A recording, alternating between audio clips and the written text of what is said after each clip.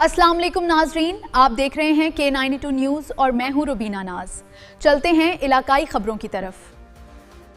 2 रोज़ कबल नौजवान वसीम शेख के कत्ल का मुअम्मा हल, नामजद 2 मुलजिमान गिरफ्तार, आला कत्ल भी बरामद।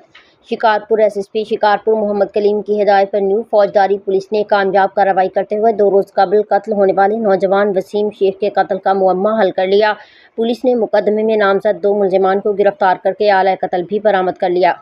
एएसपी सिटी मोहम्मद आसिफ के मुताबिक इब्तदाई तहकीकात से मालूम हुआ है कि मकतूल वसीम शेख को ज़ाती रंजिश की बिना पर कत्ल किया गया। गिरफ्तार मुलजिमान की शनाख्त फराज बरोही और जवाद संजरानी के नामों से हुई है, जिन्होंने दौरान तफ्तीश कत्ल का एतराफ़ भी कर लिया है। पुलिस के मुताबिक रोहड़ी में एक मातमी जुलूस के दौरान मकतूल वसीम शेख और मुलजिम जवाद संजरानी के दरमियान झगड़ा हुआ था, जिसकी रंजिश पर जवाद संजरानी ने अपने साथी फराज बरोही के साथ मिलकर वसीम शेख को फायरिंग करके कत्ल कर दिया। तर्जुमान पुलिस के मुताबिक वाक़े के बाद एसएसपी शिकारपुर मोहम्मद कलीम ने फौरी नोटिस लेते हुए खसूसी टीम तश्कील दी और मुलजिमान की जल्द गिरफ्तारी के अहकामात जारी किए। ये कामयाब कार्रवाई एएसपी सिटी मोहम्मद आसिफ की निगरानी में एसएचओ न्यू फौजदारी आईटी टीम, मददगार पुलिस और स्पेशल टीम ने मुश्तरका तौर पर अंजाम दी।